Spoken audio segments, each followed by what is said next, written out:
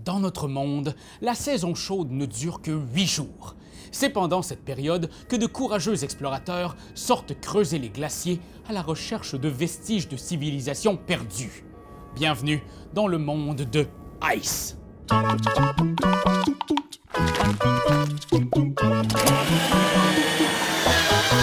Ice est un jeu de tuiles et d'exploration qui se joue de 1 à 5 joueurs. Les joueurs sont à la tête de guildes qui rivalisent pour explorer la vallée des Anciens. En retirant les tuiles du plateau, ils feront diverses découvertes, objets et artefacts. La partie se déroule en 8 journées. À la fin, celui ou celle qui aura accumulé le plus de points de prestige sera nommé vainqueur. Chaque joueur choisit un des 5 plateaux guildes. Chaque guilde a un pouvoir unique qui lui permet d'explorer le monde différemment. Si vous préférez vous concentrer sur les règles de base, vous pouvez ignorer ces pouvoirs pour votre première partie. Prenez aussi votre chef d'expédition, un pion-camp et votre jeton compteur de points d'action. Mélangez les tuiles édifices, artefacts profonds, artefacts intermédiaires, artefacts de surface et Inland 6 séparément. Commencez par placer les tuiles édifices face cachée sur le plateau. Elles représentent le niveau le plus profond du glacier. Puis placez une couche d'artefacts profonds par-dessus. Ensuite, les artefacts intermédiaires, puis les artefacts de surface. Complétez le tout avec une belle couche de tuiles Inland 6 face paysage vers le haut.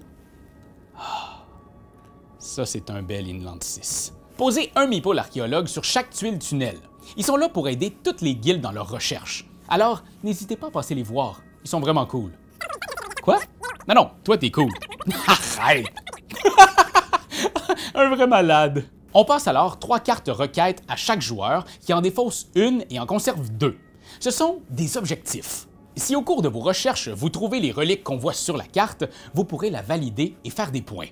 Ces 2 cartes requêtes sont personnelles et ne peuvent être validées que par le joueur qui les possède. Placez ensuite un certain nombre de cartes requêtes face visible à la disposition de tout le monde.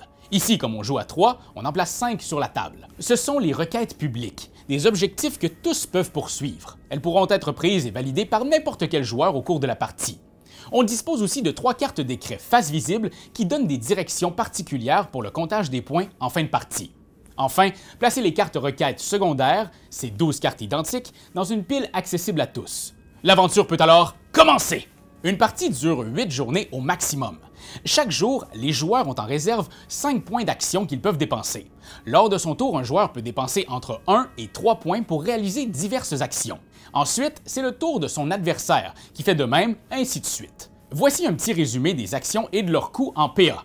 Ça, c'est une abréviation cool pour dire point d'action. PA, point d'action. Ça va me sauver du temps, puis j'aime ça les abréviations. PS, YOLO, OK? Construire un campement coûte 1 PA. À ce moment, déposez votre chef et votre pion-camp sur une tuile Inland 6. Attention, un campement ne peut être posé à moins de 3 déplacements d'un autre campement.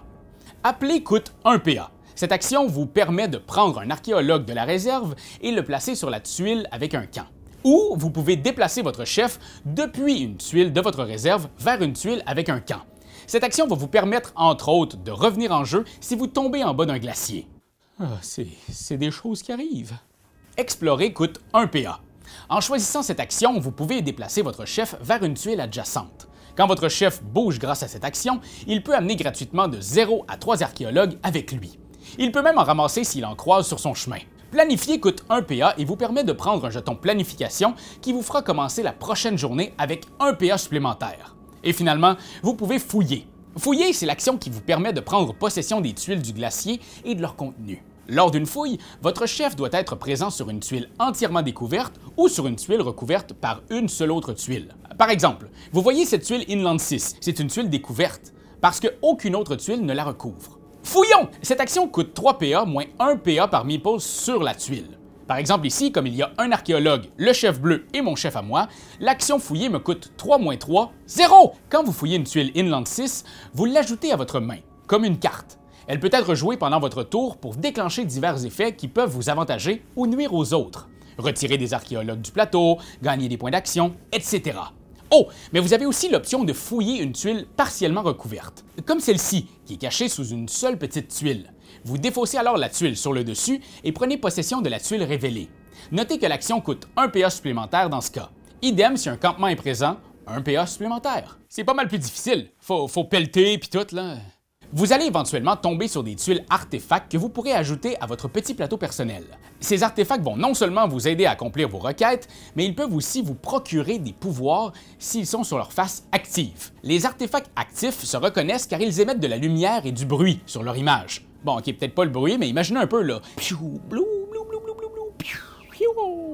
Notez que 2 artefacts inactifs d'un même type dans votre réserve comptent comme une relique active.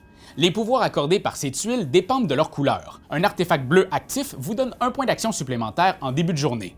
Un rouge actif vous permet de gagner 2 points d'action chaque fois qu'une tuile s'effondre, etc. Ah oui, les effondrements. La vie sur le glacier, c'est dangereux, hein?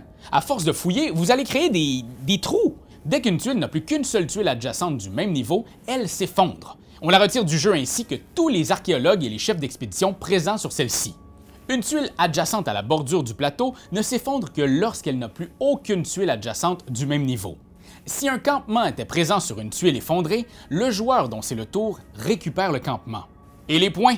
Le prestige, où est-ce qu'on le trouve? Les artefacts, la glace, c'est belle fun, mais c'est le prestige qui nous fait gagner.